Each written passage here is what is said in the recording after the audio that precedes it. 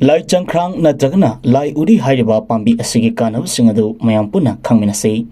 Pambi ase Englishta Japanese climbing fern haina khangnei aduga scientific name dana Lygodium japonicum haina khangnei. Lai Changkrang natragana Lai Uri hairiba pambi asi nung leiba ichin inau singidi yamna kanaba pambi makhal amani.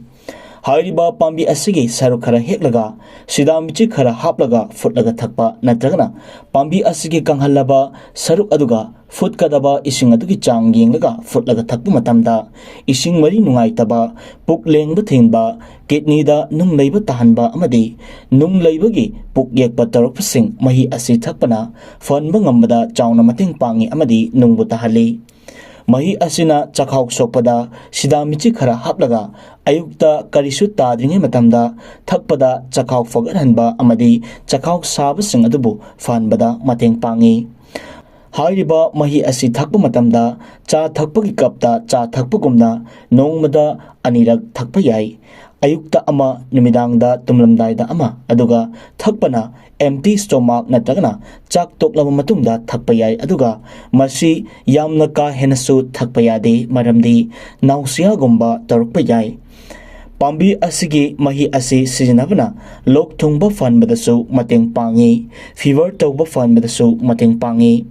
Hairiba pambi asigi manasing sugairaga skin gi anabasing haibadi unsada ringwam tawba unsada fugri tawba laikup tawbasingda fanbada mateng pangi aduga sugairaba pes olaba manasing adu ulcer tawba natragana khutta sokhiba gumbada thomada fanba ngami aduga hairiba pambi asi aigi oinadi yamna kanaba pambi ama oi haibadi aigi isada kidney da nung leiba asi toina hawi adubu hairiba pambi asi sijanabadagi aigi kidney da leiba nung adu taba ngamki aduga aina kariguma matamda aigi isada ising mari nungairaktaba matamda hairiba pambi asi futlaga thakpana aingonda yamna nungaiba yamna kanaba amadi yamna fanma ngamba pambi ama oi.